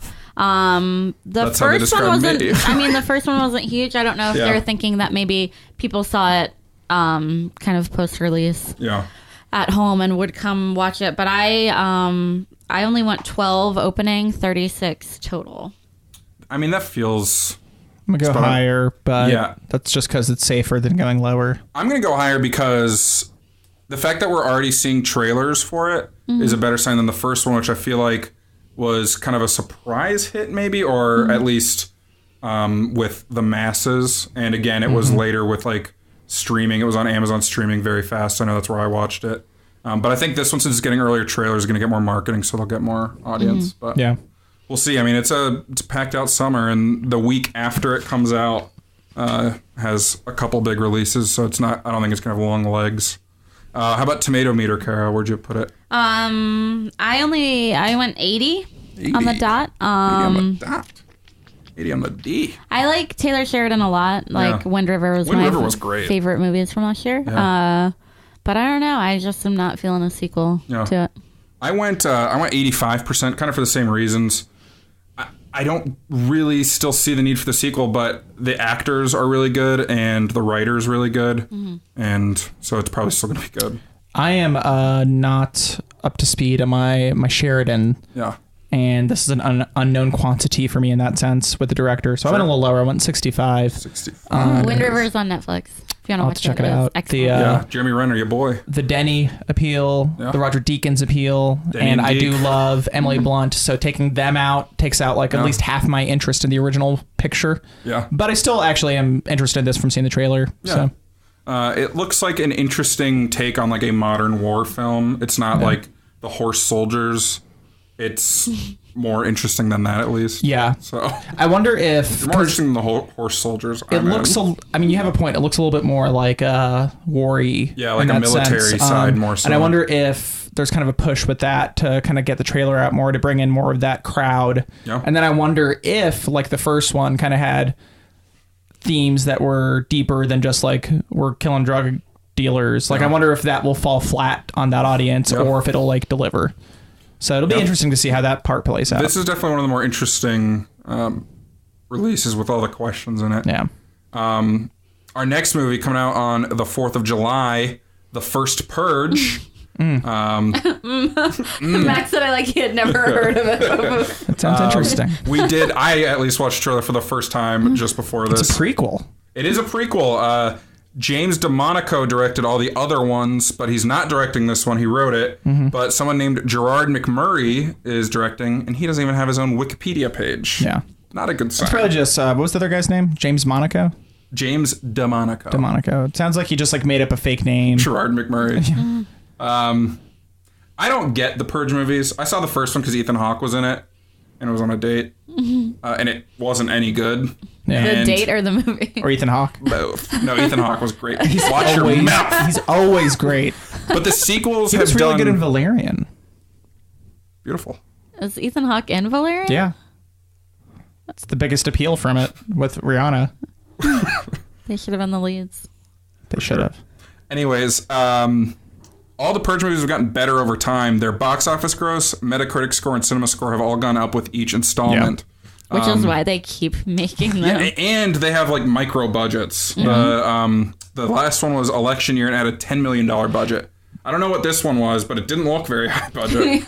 What's cool is it does have a distinct look. Like, yeah, it does. When you see a Purge trailer, you know it's a Purge trailer. Yeah. It has a feel to it. I've never seen a single one, but I'm always like, that's a Purge movie. They somehow not interested, built but a that's world cool. Yeah. With 3 movies that's total budget was less than one scene of Avengers. And they've also, I don't know if they're actually this way, they appear as if they're going with like this woke angle, like this whole race relations, government, police stuff. Like, one of the implications of the trailer was that to make the Purge work, they were having the military go kill people. Yeah, to get it started, basically kick it off. Yeah, the first poster for the first Purge was a "Make America Great Again" hat, except it said like "Make the Purge Great Again" or something. I don't remember what it said, but I remember it was like at the top of the subreddit, the movie subreddit, and people are at least going to be interested. This movie doesn't appeal to me. I don't get it. I thought the trailer honestly looked bad. I like Marissa Tomei. She's the star, or she's at least the biggest name in this one. And I wonder why she's in it. But, I mean, I just don't get it. But they've gotten to the point where they're 55% on Rotten Tomatoes, and they're pretty consistently there. Like, even the worst one was 39%, I think, and that was the first Purge. Not the first Purge, the original Purge. It's awful. Yeah, immense words there. So like they're all the same. Yeah. It would be more interesting. Like I always think about like what about the day after the Purge? Yeah, clean up. Like clean up the Purge. Because like there's just like dead, but like you don't just go about your day. Yeah, the day after the Purge. Yeah, I mean. Then that's a lot movie. Of infrastructure. That's a movie. The dramatic, like, sad follow-up. Yeah, like where's my dead cleaning up a school? Like, how many days after the Purge does it take to get over? They do it on a 3-day weekend. They say the Purge is one night, but it's months of cleanup. Yeah, I mean the psychological cleanup. Yeah. It was all done by Big Psych. So the psychological cleanup is it's your fence. It's your necklace to a fence for the Purge series, you know? Yeah. I have issues with selling expensive stolen items. How do you fence your thoughts about the Purge? You know? Yeah. On July 5th, what do you do? Is the Purge on the 4th of July too? How crazy would that be? Sounds like this one is. I mean, it opens on the 4th. The first one was. These get wide releases, right? Yes, very yeah, for sure. Very wide, not a little wide. Very wide. So what's your projection for the first Purge? Okay, I'm gonna say $30 million opening, and I'm gonna say 70 total. Like I think that's spot on. I feel like that would open higher than the other ones. I don't know what they opened at. Only gets spot on. You know what? I can't take spot on, but. I thought I wrote it down. I didn't. All of the Purges have basically had the exact same opening and total, so that one was kind of a cheat. But their box office gross has gone up every year, so I'm going to go higher because I think the last one, election year, ended around like 90 million total. So I think this one will continue that trend. How about your tomato meter projection, Max? I went with 50%. I know they've been increasing. Yeah. And I think they've reached past 50 is what we said. Yeah, they're at 55 now. I feel like at this point, if you find something out of these movies, you're going to get something out of it. And if you don't, you're not. No. So it's just like 50 seems like about a solid spot. Critics aren't really going to change their score that much. They know what they're getting. Yeah. The interesting thing is the cinema score keeps going up, which means audiences are liking it more and more. Yeah. And I imagine the audience for election year is the same as, what was the one before, Anarchy or something? Yeah, I mean, your cinema score is never going to be in line. No, it's not in line with quality, but it at least means they're going the right. They know what to do. It's like satisfaction, basically, yeah. I went 40%, but I mean, that's still higher than the first one. Yeah, and it's higher than like your average $10 million horror movie, like Truth or Dare that comes out this weekend or whatever. Kara, how about you? I went 60. Ooh. Kara's on the Purge train. I love the Purge. I can't wait till the day after the Purge. I'm gonna do that one fresh. You've been writing your day after Purge script, so you need these to keep doing well. I mean, every summer, this is the third summer, you finally are talking about my favorite franchise. Well, we finally got there. But yeah, I think the fake kind of woke angle is going to critically help these like panned critical movies. For sure. I mean, it's probably not very sincere, but it's a way to get butts in the seats. There is, and to that point, there is the slight chance that it's like somehow legitimately woke, and that pulls people in. Yeah. So that would give it legs. I mean, at least there's like a premise of a thought around this one. Yeah. And honestly, with like the director they picked, just looking at what he did, I know he produced like Fruitvale Station, so he's dipped into some more aware things. So that plus Get Out being a huge hit, there is a chance. There is a chance that this is legitimately woke. We'll see. We'll see. We went with 40, 50, 60 on our predictions there. Our next movie comes out 2 days later. They didn't get that extra 4th of July boost. It's Ant-Man and the Wasp, July 6th. There were Peyton Reed returning to direct. I feel like it's way different audiences here too. Probably different audiences, yeah. You're going to get the kids out to see Ant-Man, the littlest hero. The new members of the cast are really interesting. Michelle Pfeiffer, Lawrence Fishburne, Walton Goggins, and Randall Park. And then Evangeline Lilly's going to have a much bigger role. She's the Wasp. Or a much smaller role. Yeah. The most interesting point for me is Edgar Wright did like all the legwork for Ant-Man. And now he's not involved in Ant-Man and the Wasp, so I wonder if... I mean, he wrote most of the script, to my knowledge. He still had writing credit and screenplay credit on the first one. He was executive producer of the first one with all the development he did. I'm under the impression he did at least a lot of the casting. Now they don't have him anymore, but it's still a Marvel movie. So where do you guys think Ant-Man and the Wasp will end up? Max, you still haven't seen Ant-Man. Yeah. Have you seen Ant-Man, Kara? Yeah, I actually liked it. It's a fun one. It keeps the scale small. I mean, but it's one of those like I can never watch it without thinking what could have been. Yeah. It kind of is very distracting for me. Yeah. It's like a solo. It probably will have a very similar feeling. And the other interesting thing is Ant-Man, the people they brought in to finish Ant-Man or take it from Edgar Wright's product to a more Marvel-centric, whatever you want to say. Adam McKay came in and wrote, and he's an Oscar nominee, I think. But he's at least a very well-regarded writer. And so there was tons of talent that had their hands on Ant-Man. And I do think they set up enough of a ground that the rest of Marvel can take it and make an interesting movie. I like the trailer. I think the trailer looks a lot of fun. Yeah, and I don't know the villain or anything like that, so that'll be interesting. I've never seen the first one, and I think the trailer looks fun. There you go. The villain in the first one was kind of Corey Stoll was Yellow Jacket, and he was just super lame. Yeah, I mean, I think with the first one too, like, he hadn't joined up with the Avengers yet, so now he gets a little like ego boost. Like, for sure, I'm an Avenger now. They mentioned it too in the trailer right off the bat.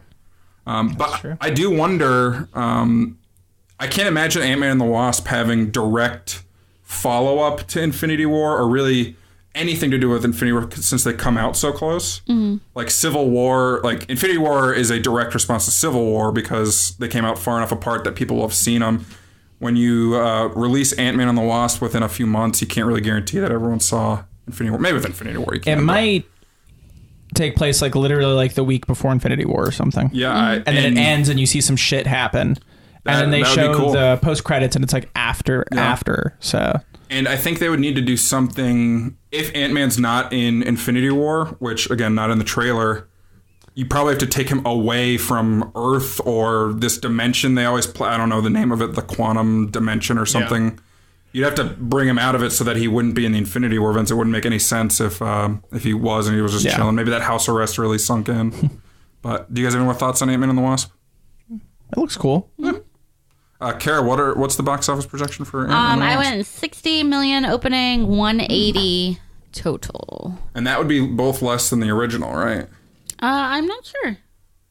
Maybe it just feels small because every other Marvel movie is huge. Yeah, I mean, Ant-Man did not come anywhere in the realm of like Avengers. I'm gonna go lower just because it's, Avengers will probably still be in theaters. For sure, everything. Yeah. So Avengers will somehow be in theaters for like 9 months. Yeah. I think Civil War just closed, actually.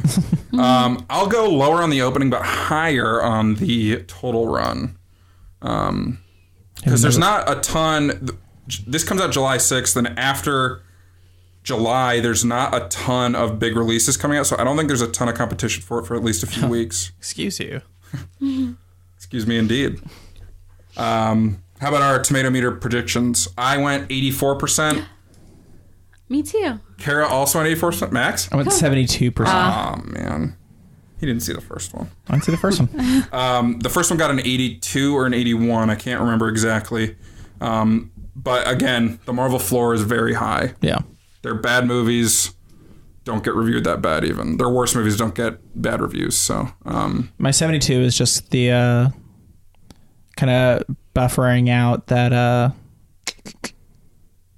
since you don't have the legwork in there this time, I was trying to look for the right word. Yeah. So it's just there from the first movie. So I'm just lowering a little bit in my book, even though I've never seen it. I'm just like, that magic might not be there. That's fair. So I'm blind on this one. Well, you should see Ant-Man. Maybe one day. If they ever put on streaming, I would have just watched it. You hear that? Kevin Feige. Yeah. Is that his name? Fig? It's Fig. It can't be Fig. There's it's no Fig. way. Is it Kevin Fig? I think it's not Fig. Yeah, it's Fig. Fig. Sounds I'm right. pretty sure it's Fig. I could be way wrong. Fig, but yeah, it's Fig, Yeah. Mamma Mia, here we go again. And you said there was no more big movies. July 20th. Somehow this one's I believe it's about 10 years after since the first one came out. Max and I also reviewed that. My. We didn't enjoy it. Mostly because the cast can't sing, including Meryl Streep, who was nominated for a Golden Globe very undeservedly. Love Meryl Streep. It's an embarrassing movie, the first one. Like, I felt embarrassed watching it. Yeah. I don't really feel embarrassed watching stuff. I watched Clash of the Titans last week. On a plane. On a plane. Like, by choice. But you wouldn't dare watch Mamma Mia on a plane. Hell no. This one's directed by Ol Parker. I don't know if that's right, but that's what it says on Wikipedia.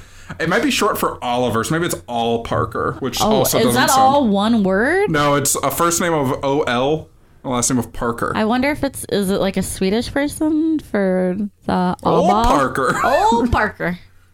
Oh. He's English. Oliver Parker.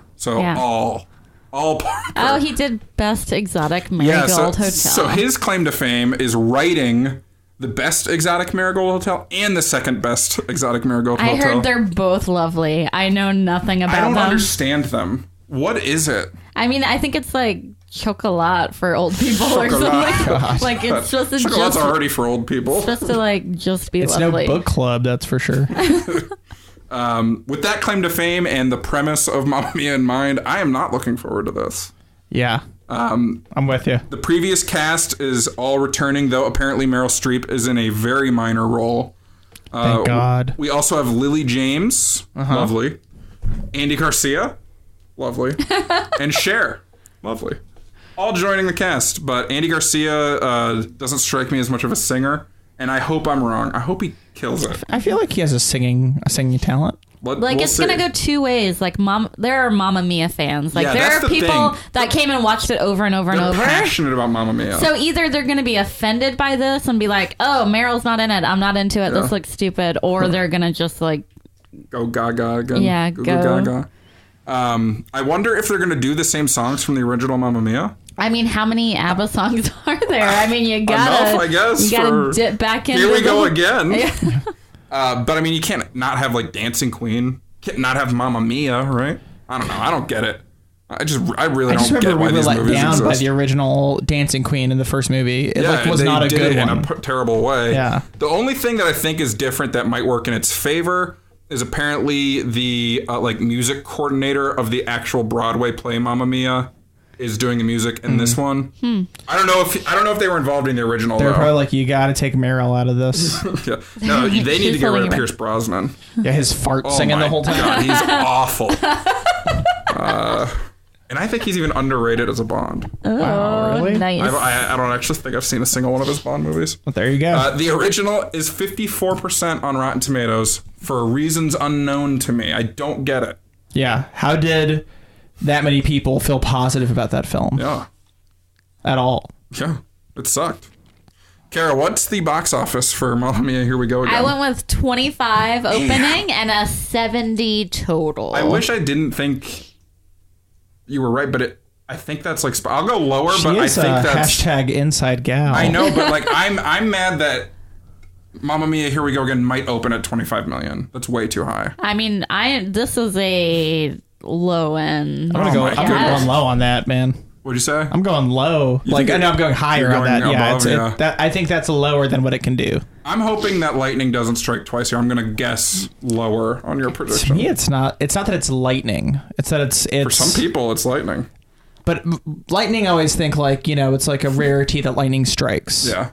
This is more like, I think it's more of a constant. Like the people who love this are going to love this. Yeah, I mean, you're probably right, and I just can't get in their head. I don't get it. I mean, I'm with you. What about tomato meter, Kara? I went with 49. 49. That is Kara's lowest so far. So far. Ooh, tease. Max, how about you? I went with 31%. 31. That's also Max's lowest. It was not a pleasant viewing experience. Not even like in a fun way. It's not fun. Yeah. So yeah, there was really like nothing really. There was those weird like lightings scenes where like they were on a green screen and they just like shone light all over. The most fun Scott and I had was laughing at Skarsgård in this film. Yeah. And how he was like naked for no reason. Yeah, he had one scene where he was only wearing an apron. He plays the kind of guy who would like to have an orgy like every week. And that was funny, but not funny enough to sustain the torture of this film. And not funny enough to justify a sequel. Yeah. I went 39%. I just hope it's bad. Yeah. I mean, I know it'll be bad, but maybe what if it's really good? Yeah. That'd be nuts, right? It'd be really nuts. That'd be really nuts. Like ABBA would need to make another album. Is ABBA still together? I don't know. Is there an ABBA? 18s. Yeah, they had kids. They became the 18s. Were the 18s really related to them? No, I don't think so. Just being a dick. I don't think they did any original songs either, did they? They just did ABBA covers. Yeah. Yeah, the what 18s. A life. That was the point. No, they're retired now. Yeah. The 18s are retired 30-year-olds. Adults. Like you are a karaoke kid. You had music videos on MTV too. Do you think S Club 7 ever gave them shit? Like, we make our own songs. You guys just cover shit. I don't understand the joke. Don't know who S Club 7 are. They were like another one of those like Florida teens. I think they're British. Were they British? I think they're British. I assumed every boy and girl band from the 90s came from Most Florida. of them were from Florida, from that one guy who like embezzled and maybe molested all of them. Yeah. That's the Atlanta Monster, right? That's funny. That's sort of a podcast inside joke. Ooh. Yuck. All right, here's the movie I'm most excited about for the summer. Mission Impossible Fallout. That you're most excited about? Mission Impossible is... The kids are calling it MIFO, by the way. MIFO is the next in the Mission Impossible series, which has been the most consistently high scoring movie in my own book since Mission Impossible 3, which I only just watched recently and loved. But Ghost Protocol and Rogue Nation are amazing. And I'm so excited for this one. It's the first movie in the Mission Impossible series to return the director. We've had J.J. Abrams, Brad Bird, and then now Christopher McQuarrie, who's returning for his second one. He also did those Jack Reacher movies, which I never saw either. Never go back. Never go back. I never will. Henry Cavill, Vanessa Kirby, Angela Bassett join the same cast we've had in all of our Mission Impossibles. Michelle Moynihan's back. Apparently there's a fight scene between Alec Baldwin and Henry Cavill. Why? Because? What a strange thing. They're like 40 years apart in age, aren't they? Yeah. Why would Henry Cavill fight Alec Baldwin? Like, not a fair fight. But Alec Baldwin said that Henry Cavill is real Superman. That makes sense. He said that in their fight scenes, the director kept having to tell him to lower his broad shoulders so they could get a shot. I mean, dude's huge. Yeah, I know, he's ripped. Yeah. Tom Cruise, I'm still a sucker for. He does some weird stuff, like, on and off the screen, but he's great in Mission Impossible. I just love these movies. The trailer's really good, too. It's a good trailer. So, and I know you haven't seen either of the newest ones, right? Yeah, you've only seen the first one. Which I think is like the lowest rated one in the series. The second one is very poorly regarded. Okay, so maybe that one's the lowest. And then the first one's like right above it. Yeah, but that sounds about right. From the fresh ones, I think it's the lowest of the fresh. Lowest of the fresh. So, as a total outsider of the series, did you think the trailer looked interesting? The trailer looked good. Yeah. Looked cool.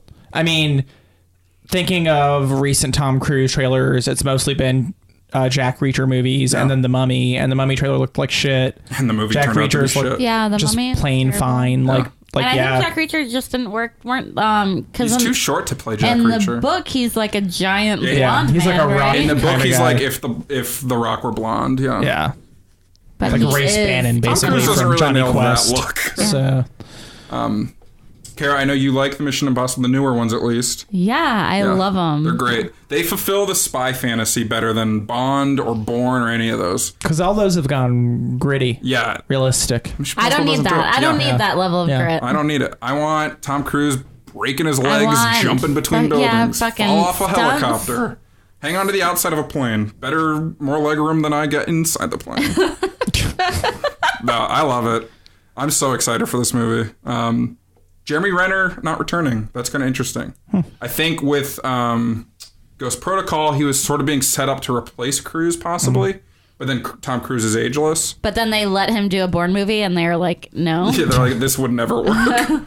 And then he said he's more committed to the Avengers, or at least the schedule came up, and he wanted those big bucks. Oh, yeah. Not in the trailers, though. Where are you, Hawkeye? He's probably doing some secret mission. No, I mean, people do that sometimes. They're like, I'm not going to do that because I got this other big thing. Yeah. And then they don't. And then they get cut. I feel like that's ludicrous with all the Fast movies, but I don't really watch those. But not ludicrous. The other one. Somebody keeps getting into like arguments on the internet. Tyrese Gibson. Tyrese keeps getting to like weird. I think internet. Doesn't he like cry on the internet? Yeah. The most and recent. he like begs Vin Diesel or The Rock, one of them, to not do a spinoff. I think it's The Rock. That's what he's upset that The Rock is getting a spin-off movie because he thinks his character should have a spin-off movie. Yeah, Tyrese. I just forgot your name. What's it? Do you even remember now? He doesn't even remember now, folks. Who is he? Karen, what's the box office projection for? I'm gonna go with 50 million opening, 175 total. Wow. I'm going upper. I'm going higher. It's gonna go higher. Whoa! Can you take me higher? Oh! I just want it to be a huge hit. Tom Cruise is my Bahubali. I'll go higher too, just because like it's kind of a minefield by this point of the summer, and this is like an actual established series that people love. That's actually a really good point. Other than the established Mamma Mia series, this is really only known quantity. Yeah. And the next big release that has a similar market to Mission Impossible is probably The Predator, which doesn't open until mid-September. Maybe. And that might even get pushed because there's not even a trailer or anything for it yet. There is a spy movie coming out after this. There is a spy movie, you're right. But maybe a different audience. On August 3rd, The Spy Who Dumped Me.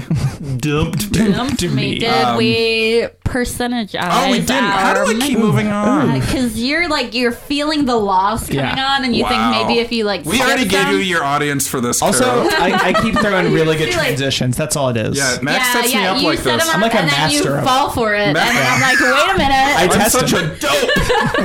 I doped you. Max, how about your tomato meter for Mission Impossible? MIFO. I'm like running blind on MIFO, so I went with like 93. I went 93. Me too, 93. I'm most excited. I went with a 90. Oh my god! And I call myself a real fan. If you win by 3 points, there you go. There you go. Then you did it for me, Tommy. All right, our last movie, The Spy Who Dumped Me. It is a spy parody movie starring Mila Kunis and Kate McKinnon. Mm-hmm. There's also actually some other, not A-list stars by any means, but fun actors. Justin Theroux, I like in basically everything he's in except Zoolander 2. Gillian Anderson or Gillian Anderson? From X-Files? I Yeah. think it's Gillian. Gillian, okay. You know, she's like British American in a way that she has the accent when she wants it. Flying back from Europe on my British Airways flight. No, they had a little video that played. American Airlines also had a video that was like really boring and annoying to watch. This one was just all British actors coming out showing you how to do the airplane stuff. And she was in it using her accent. And I did some research, and apparently like she grew up in both areas, I guess. Right on. So she can do the accent. It was strange. Quick, hot take prediction. Will she have the accent in this movie? I don't know. Probably not. Probably not. I would say you heard it here first. But that'd be good for a spy movie. Yeah. I'm going to go yes. Maybe, actually, she's going to have a totally different accent. Romanian. Russian. Write it down. But also Hassan Minhaj from The Daily Show, and he had a great Netflix comedy special, Homecoming King, I believe it was called. That was really good. He is also in it, and there's some other actors whose faces I recognize, but names I didn't write. It's written and directed by a woman named Susanna Fogel, who is an unknown quantity to me. She wrote and directed an indie movie called Life Partners, which had Leighton Meester. But other than that, I didn't see much that she did. I think she writes like a TV show, right? Did she? I'm not 100%. She wrote for The New Yorker for a while, I know. She has more of a TV background, it looks like. Actually, just the one show, Chasing Life. Not to shake a stick at having one show, you know. The trailer for this one is very funny, though. I was surprised at how much I laughed. Particularly because I've never been compelled enough to watch Bridesmaids or the Ghostbusters reboot, which feel more directed at a female audience. Maybe that's just me coming from a terrible place. But this one with 2 female leads, it's probably the funniest of those other 3 movies I mentioned to me, the trailer. Bridesmaids is legitimately very funny. Mm-hmm. I have not seen Ghostbusters. Solely talking about the trailers. But I really like this one. And Kate McKinnon, I'm not even a big SNL guy, in that I don't watch SNL at all, but I've liked her in the trailers and clips I've seen of things, so she's funny. Big sample size. This trailer is funny. I feel like it could be about 30 seconds shorter, and I think it would have been stronger of a trailer for me because it's the same jokes. The jokes are funny, but it's just the same stuff over and over again. Yeah, that's fish out of water. It's just fish out of water the whole time. You need to do a little more than that for your movie to become really... And they do some of the cool spy stuff, and I would... Like, there's a part where Kate McKinnon's doing, like, Cirque du Soleil, and I want to see that. I don't know why, but that's really funny. It's still fish out of water, but it's different than the rest of it, where they're like, we don't know what we're doing. Like, all of a sudden she has dyed hair and is doing Cirque du Soleil. Yeah. I don't know why. Give me that. But they might give it to you. Yeah, it's just like the trailer has me laughing the whole time. Yeah. I don't think it's going to be great, but I think it's going to be funny. Well, on that note, it was originally going to come out in mid-June in that morass of great movies, but test screenings had phenomenal feedback. That's a quote. So they moved the release back to August 3rd for more of an open film schedule. Nice. Trying to get more money. So that's good to know. I feel like no studio would come out and be like, test screenings were pretty average. Yeah, so that's true. It's not really surprising that they said the test screenings were good, but yeah, I mean, it's more of an open area. I mean, June has Life of the Party, which is the Melissa McCarthy movie. Overboard, which is the Anna Faris movie. The remake. Atrocious. Yeah, I like the original with Kurt Russell. I liked it when I was like a kid, but then when I thought about it recently, I was like, "That's a very weird movie for sure. Not good subject matter." Is it Farrah Fawcett? Is she? No, it's Goldie Hawn. Goldie Hawn. Yeah, I get the two confused all the time. Do you guys have any more thoughts on The Spy Who Dumped Me? I like seeing kind of like funny Mila Kunis. Yeah. Bad Moms, she was the star of, and that was a very surprise financial success, wasn't it? So much so that they rushed out that Bad Moms Christmas, which was a fail, but enough that people are at least interested in watching her, I guess. Yeah. But that might be more of a mom's movie. This doesn't look like much of a mom's movie. Yeah. Mars needs moms. Kara, what's the box office projection here? I went on 25 opening and 75 total. I don't know a whole lot about it yet. It's our farthest out release. It's kind of hard to tell. It was our last add to our schedule here to talk about. Knowing it had phenomenal test screenings, I'm going to say higher. There you go. I'll go higher too. Phenomenal. It's the next Bad Moms. What did you guys give for? For Tomato Meter, I went 62%. I'm optimistic after those test screenings. I went 55 just because I always say comedy's very subjective. It definitely is. And maybe Cirque du Soleil is not for everyone. Sarah? 58. 58%. I think Kate McKinnon's funny, but she has yet to really show her stuff in movies. Rough Night, 44%. Office Christmas Party, 41%. Masterminds, 34%. I feel like she hasn't found that right role. Yeah. She's thinking too much like an SNL. Yeah.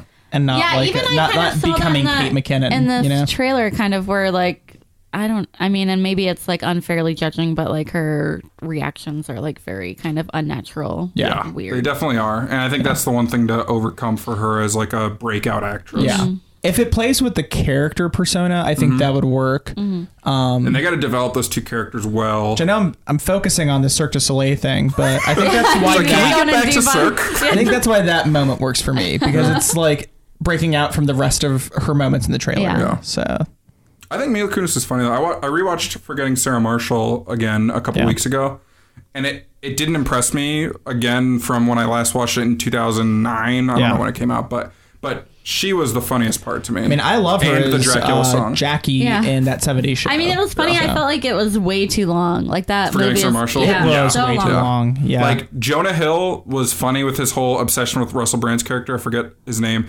but that happened. Whatever. Yeah, Aldous. I don't remember. Not. In the movie, it happened like 5 or 6 times, and it needed to happen twice, maybe. Yeah. But this isn't a Forgetting Sarah Marshall episode. This is a summer movie preview, and that's Finn on our summer. Yeah.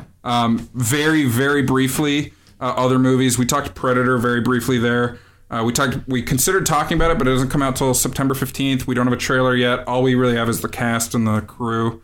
But it's Shane Black, who has done some pretty well-reviewed movies, at least. He's a very popular director with some circles, so that'll be an interesting one. He does action pretty good. So, yeah. The Meg, which is the Jason Statham versus the Megalodon Shark movie. That trailer just came out. It looked better than I thought it would. I thought it would be pure garbage, but like I literally just mean the visual effects actually look decent. It doesn't look like a sci-fi picture, like from Sci-Fi the Channel. The Blake Lively movie. Now it's like every summer there's like a shark 47 meters down. Was that the name of that one? 48 meters so down? Bad. Yeah, one of those two. I just know that the poster was 2 girls in a shark cage, but they were sitting on the bottom of the shark cage in the water, which is probably not possible. I don't know the physics, but yeah, that's not a good call. No. Like, I know you can't just like sit. Maybe they were wearing weighted shoes. Maybe like really thick water. Yeah, it was thick water. Do we know it was Earth? They're making a sequel, though, I believe, called 48 Meters Down, and I wish I were kidding. So the cage just fell a little bit. Yeah. Because they're sitting on the still bottom. down there. And then there's some indie movies that I'm interested in. Sorry to Bother You, which stars Lakeith Stanfield, who's one of my favorite young actors. He's in Atlanta, and he was in Short Term 12. And American Animals, which looks interesting, as Evan Peters and the Jenner. I think Blake Jenner is his name. But it was purchased by MoviePass, which is very interesting to me because I don't understand why, and I'm interested in that release to see what happens with it. Anything else we didn't talk about this summer that has caught your eye? Summer-wise, no. Show Dogs. Show Dogs. Doesn't look good. No, looks really bad. Will Arnett, what happened? Yeah. But yeah, MoviePass, we'll see what they're doing. I think Orchard Park is distributing it. Yeah. And MoviePass is kind of just trying to break into anything. Yeah. I saw $3 million was the purchase price, which feels low, so maybe it's not that much of a risk, but I don't understand their business model either. So. I know it's very advertising based. I know right now, like they basically are logging what everyone does on their way to the theater. Like, what restaurants do you stop at and what this do you do? They'll be very upset with my your weekly Chipotle visit. They'll like delete the app. He just gets Chipotle. That's all he does. Sometimes he doesn't even go to the movie. he checks in, gets Chipotle, goes home.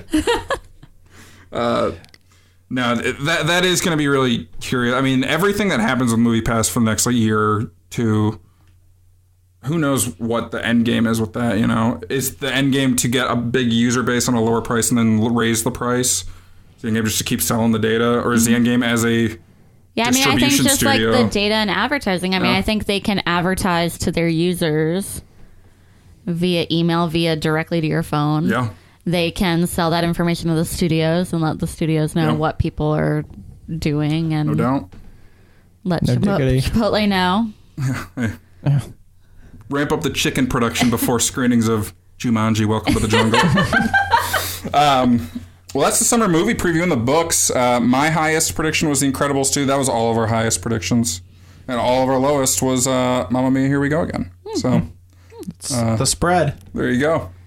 I'm excited for the summer, especially that first half. We have to see everyone in theaters now, right? We've said that every year. But now you have Movie Pass. Now I have Movie Pass. So this episode was brought to you not by Movie Pass. Yeah, this episode was brought to you by pronouncing names you're not familiar with. Yeah. Always doubt it. John Biana. Do you guys have any more thoughts before we shut her down? No. Thanks for having me back. Of course, Kara. Good luck. Won't be the last time. You'll be back for every summer movie preview until Scott wins. And then the podcast is over. Max, where can good people find us? You can find us in line for Jurassic World Fallen Kingdom. Boom. Or you can find us at thecriticalbreakdown.com. Yep. You can find us on Instagram. You can most importantly find us on Twitter, where we do run our polls. So keep an eye out for that. Yeah.